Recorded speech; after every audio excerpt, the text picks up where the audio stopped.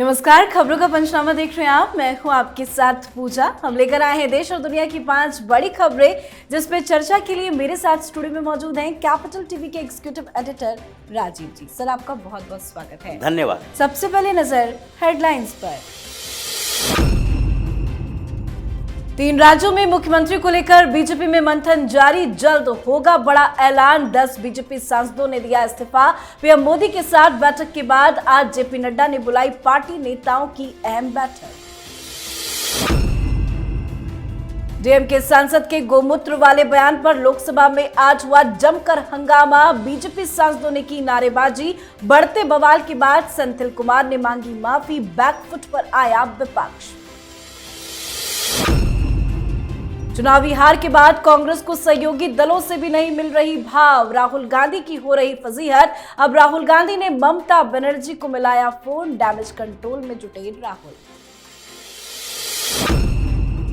जल बोर्ड के पिछले 15 वर्षों का होगा कैग ऑडिट। सीएम केजरीवाल ने दिए निर्देश। कहा, भ्रष्टाचार बिल्कुल बर्दाश्त नहीं किया जाएगा। बाबरी मस्जिद विध्वंस की बरसी आज, तो अयोध्या में खुफिया इनपुट के बाद अलर्ट। राम मंदिर के पास पुलिस तैनात। चप्पे चप्पे पर नजर। खबरों की शुरुआत में सबसे पहले बात 3 राज्यों में मुख्यमंत्री को लेकर बीजेपी में मंथन की। चुनाव में बीजेपी की शानदार जीत के बाद अब यही सबसे बड़ा सवाल है कि राजस्थान, मध्य प्रदेश और छत्तीसगढ़ में मुख्यमंत्री कौन होगा, जिसको लेकर मैराथन मीटिंग्स चल रही है। कल देर रात पीएम आवास पर बड़ी बैठक हुई जो कि करीब 4 घंटे चली। उसके बाद आज जेपी नड्डा ने पार्टी के राष्ट्रीय महासचिवों की दिल्ली में बैठक बुलाई। इस बैठक में कई बड़े बड़े चेहरे शामिल होंगे। साथ ही विधानसभा चुनाव जीतने वाले 10 बीजेपी सांसदों ने इस्तीफा दे दिया है, जिसमें मध्य प्रदेश से नरेंद्र सिंह तोमर, प्रहलाद सिंह पटेल, राकेश सिंह, उदय प्रताप और ऋति पाठक है। तो वहीं छत्तीसगढ़ से अरुण साव और गोमती साई, जबकि राजस्थान से राज्यवर्धन सिंह राठौर, दिया कुमारी और किरोड़ी लाल मीणा का नाम शामिल है। लगातार बैक टू बैक सर बैठकें चल रही है। कब नाम पे मुहर लगेगी? देखिए, अब आज रात को ये संभावना है कि अंतिम बैठक हो इस मामले के लिए। ये बड़ी बैठक होगी जिसमें अभी जो सूची सामने आ रही है उन सूचियों में से एक एक नाम काटा जा रहा है, अभी जोड़ा नहीं जा रहा।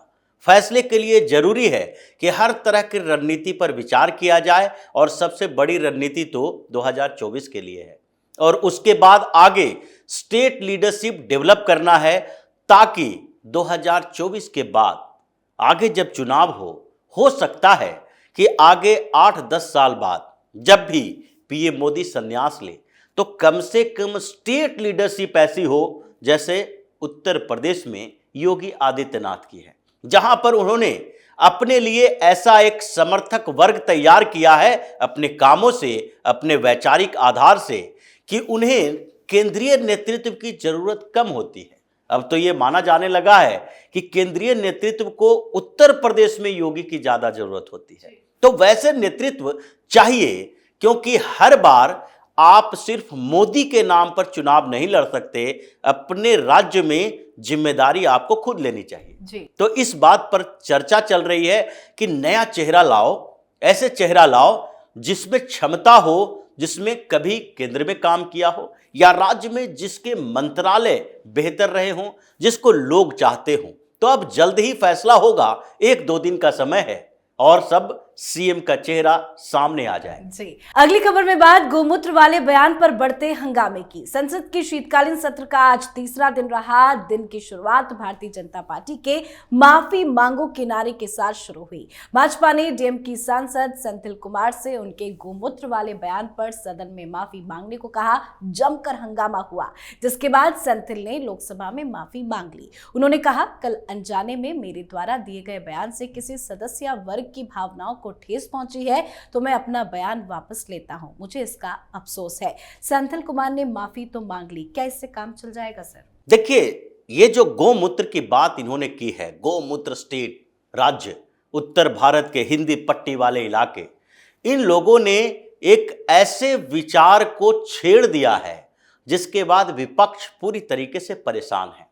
स्टालिन ने जो बात कही थी, उदयनिधि स्टालिन ने, आज भी राहुल गांधी 3 राज्यों के चुनाव में प्रचार के लिए गए उत्तर भारत में मध्य प्रदेश, छत्तीसगढ़, राजस्थान में, और हर जगह उनको उसका सामना करना पड़ा। पीएम मोदी ने क्या कहा था, राजस्थान में भी कहा था कि ये कांग्रेस बताए कि सनातन धर्म को खत्म करने की बात करने वाले के साथ कब तक खड़ी रहेगी। यानी कि आपका साथी अगर सनातन को खत्म करने की बात बोल रहा है तो आप अगर उसका विरोध नहीं कर रहे तो समर्थन कर रहे हैं। तो ये बात कांग्रेस के लिए भी परेशानी है, और विपक्ष की बौखलाहट तो यही है कि अब पूरे विपक्ष जो सो कॉल्ड सेकुलर अपने आप को कहता है, मुस्लिम समर्थन करके, मुसलमानों के लिए इन लोगों की सेकुलरिटी नहीं है, बल्कि सेकुलरिज्म सिर्फ हिंदुओं के लिए है। तो ये जो सो कॉल्ड सेकुलर पार्टियां हैं, ये लोग अगर इसके सारे नेता गोमूत्र से स्नान करें फिर भी पवित्र नहीं हो सकते। ऐसे ऐसे पाप इन लोगों ने पिछले 10-12 सालों में हिंदुओं के साथ किया, और कांग्रेस तो 70 साल से वो पाप कर रही है, इसलिए रुकेगा नहीं। अभी ये माफी मांगने से काम नहीं चलेगा। तमिलनाडु की बारी है और स्टालिन अब फंस चुके हैं, वहां उसकी सरकार जाएगी तभी इसका सजा को मुकर्रर करने की सही बात मानी जा सकती है। अब बात करते हैं चुनाव में करारी हार मिलने के बाद बैकफुट पर आई कांग्रेस पार्टी की। 3 राज्यों में भारतीय जनता पार्टी के हाथों करारी शिकस्त के तत्काल बाद इंडी अलायंस की बैठक दिल्ली में बुलाने की कांग्रेस ने घोषणा की थी, पर तमाम बड़े नेताओं के इनकार के बाद इस बैठक को कैंसिल करना पड़ा।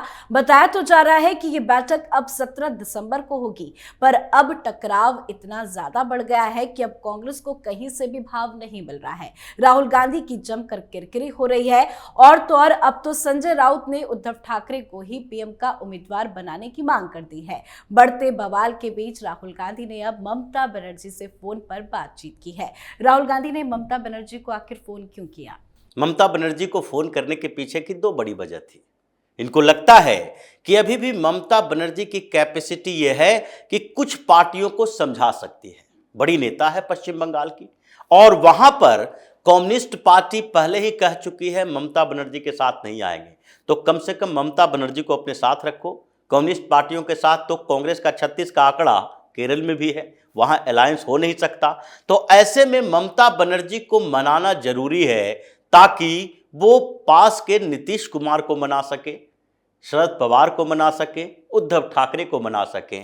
एक मजबूत स्तंभ चाहिए विपक्षी पार्टियों के गठबंधन के रीजनल पार्टियों में। लेकिन संभावना कैसी है, ये इंडी अलायंस का द एंड हो चुका है।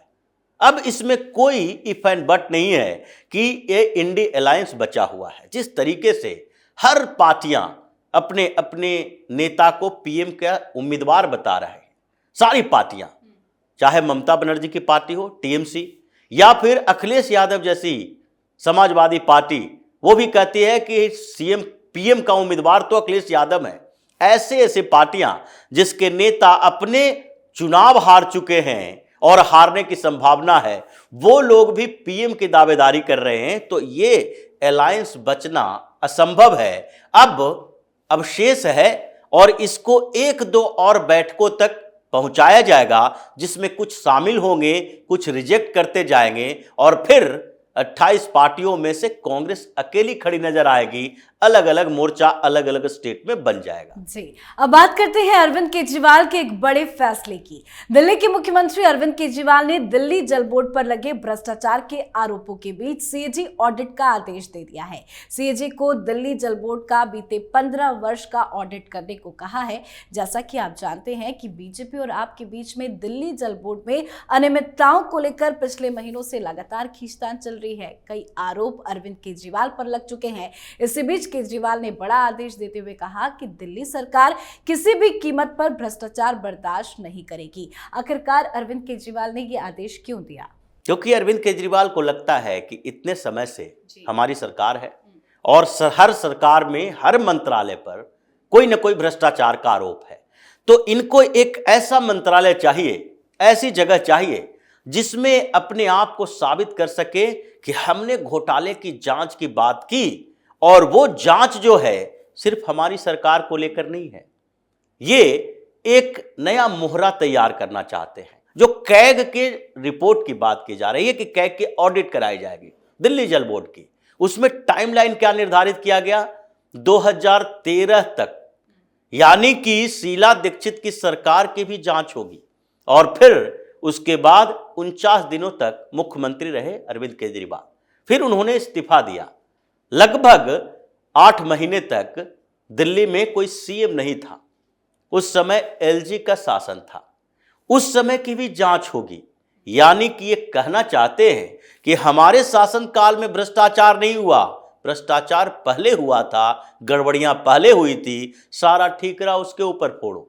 तो अरविंद केजरीवाल जितनी शातिरता से लोगों को बेवकूफ बनाने की कोशिश करते हैं, वो लोग तो थोड़े बहुत इनके झांसे में आ जाते हैं, इसी कारण से ये सीएम है। लेकिन क्या एजेंसियां आएगी इनके झांसे में? अगर एजेंसियों को आना होता तो सीबीआई चार्जशीट में केजरीवाल का नाम नहीं आता, ईडी की चार्जशीट में ये इशारा नहीं किया जाता कि ये तो मास्टरमाइंड है। सिर्फ शराब घोटाले की बात नहीं है, जितने भी घोटाले हुए हैं, चाहे बस खरीद का घोटाला हो या फिर स्कूल का घोटाला हो, बोर्ड बनाने का, ये सब में 2000, 1500 करोड़ के घोटालों में अरविंद केजरीवाल की भूमिका है। और सर्वे के बाद ये सोच रहा है कि एक फैसला तो लें जिसमें लोगों को लगे कि हम भ्रष्टाचार के खिलाफ लड़ रहे हैं। अभी तक तो किसी विभाग की जांच नहीं कराई गई।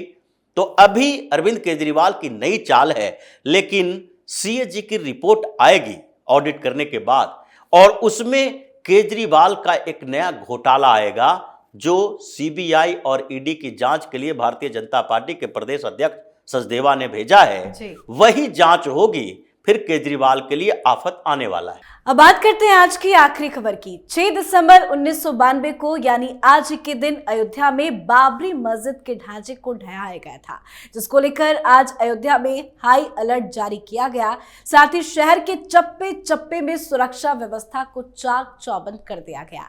अयोध्या में खुफिया एजेंसियों से मिले इनपुट के बाद ही सुरक्षा को लेकर पुख्ता इंतजाम किए गए। खुफिया एजेंसियों से मिले इनपुट के बाद अयोध्या में खास तौर पर राम मंदिर के आसपास विशेष तौर पर सुरक्षा बलों की तैनाती की गई। मामले की गंभीरता को देखते हुए सीनियर अधिकारी भी लगातार राउंड पर है और समय समय पर हालात का जायजा भी ले रहे हैं। खुफिया विभाग से मिले इनपुट के मुताबिक कुछ लोग माहौल बिगाड़ने की कोशिश कर सकते हैं। कौन है ये लोग जो माहौल बिगाड़ना चाहते हैं? जिसको नुकसान हुआ जी, जिसने अपने आप को यह साबित करवाया कि हम एक मस्जिद से पूरे देश के खिलाफ कॉन्स्पिरेसी कर सकते हैं। बाबरी मस्जिद का ढांचा गिराया गया क्योंकि वो मस्जिद तो थी नहीं, और वो ढांचा जो था वो भी विवादित था। विवादित, उसे तो गिरना ही था, पहले गिर गया होता तो ज्यादा आसानी होती।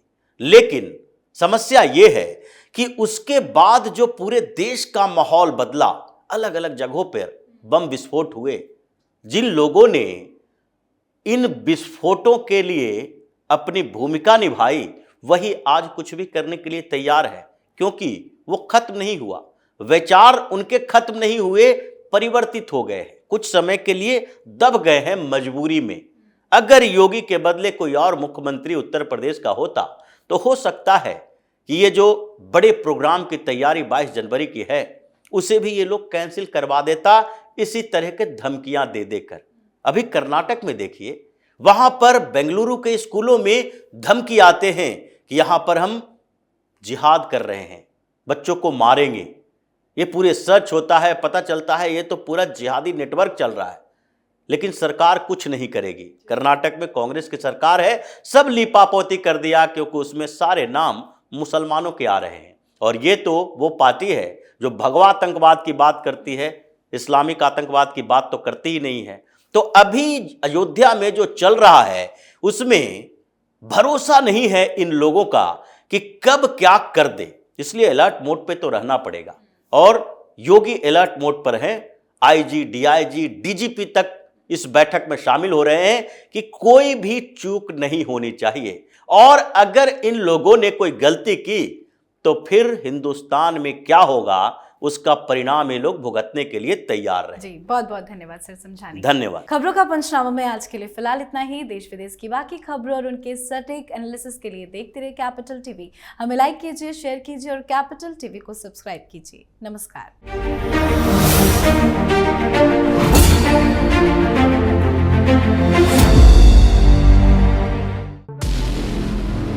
हमारे व्रत, हमारी परीक्षा, लक्ष्य तक पहुंचने की हमारी संयमित प्रतीक्षा।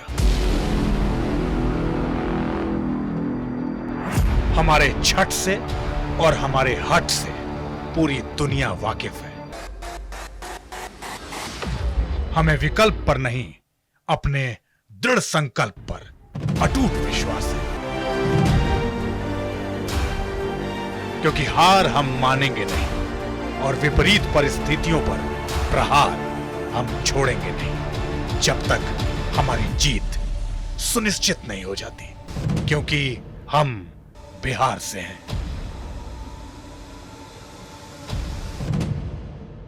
कैपिटल टीवी पर मैं अमित प्रकाश लेकर आ रहा हूं बिहार पर एक ब्रांड न्यू स्पेशल शो, हम बिहार से हैं।